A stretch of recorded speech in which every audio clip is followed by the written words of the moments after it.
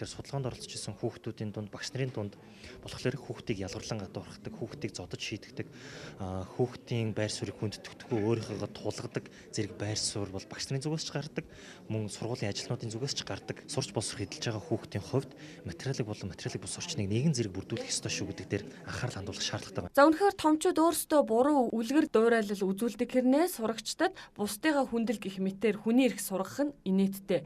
Тэрчлэн багш нарын хувьд хүүхдүүд эрхээ хэтрүүлдэг гэсэн зүйл бас ярих болсон. Тухайлбал өндөр төлбөртэй сургууль суралцдаг Чинэлэг айлын хүүхдүүд багшигаа өмссөн зүүснээр нь гоочлох, анги дотроо бүлэг үүсгэж нэгнээ ялгарлах байдал гаргадаг нэ. Чиний эрх, таны эрхийг бусдын эрхээр хязгаарлах ёстой гэсэн энэ зарчим бол хүүхэд болгон мэдж байгаа. Энийг ойлгоод ухамсарлын мэдлэгтэй боловч түүнийг хэрэгжүүлэх чадвар тийм орчин дутагдаад байгаа. Дандаа эрх яриад хүүхдүүдэд дандаа хүний эрх ярьснаас болж хүүхдүүд эрхээ хэтрүүлээд үүргээ биелүүлэхгүй байна гэдэг. Тэгэхээр эрх хэтрүүлнэ гэдэг бол өөрөө цаанаа зохицуулалттай, хариуцлагатай гэдэг зүйл нь эргээд үүрэгтэй гэдгийг бол ойлгуулж байгаа байхгүй.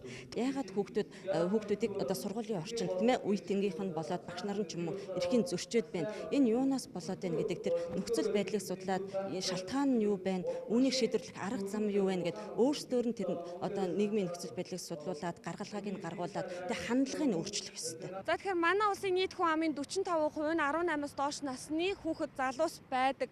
Тэрчлэн ардчилсан нийгмийн үнэт зүйлсийн нэг бол хүний эрхийг хангах болоод бусдыг яг байгаагаар нь хүлээн зөвшөөрч хүндэтгэлтэй хандах явдал. За тиймээс маргааш шийдвэр гаргагчид 21-р зууны монголчууд болох хүүхэд багчуудад хүний эрхийн үнцнийг ойлгуулах, тэдэнд үлгэр дуурайл үзүүлэх нь томчууд, за төр засгийн эрхмүүд, багш нарын үүрэг жинхэнэ ардчилсан Монгол улс болохын үндэс юм. Мэдээллийг Бүжин лам нэмэх байрнаар бэлтгэлээ.